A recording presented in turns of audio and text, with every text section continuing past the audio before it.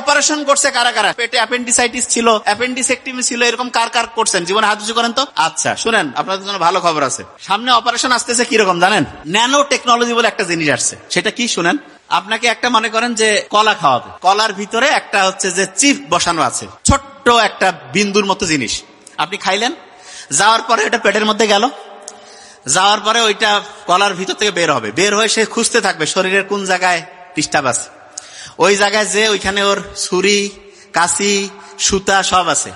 যেই জায়গায় ডিস্টার্ব সেই জায়গায় যে অপারেশন করবে, করার পরে সুতা দিয়া সুন্দর করে কসমেটিক্স এর মতো করে একদম চমৎকার ভাবে সেলাই দেওয়ার পরে ও যখন দেখলো যে কাজ কর্ম শেষ, 3 দিন ওয়েট করবে। 3 দিন ওয়েট করে দেখলো যে না, কোনো সমস্যা হচ্ছে না, তারপরে সে নিজে সুইসাইড করবে। বাস, আপনার অপারেশন হয়ে গেছে, সাকসেসফুল, জীবন সুন্দর। এই টেকনোলজি আসতেছে, এইটা হচ্ছে ন্যানো টেকনোলজি।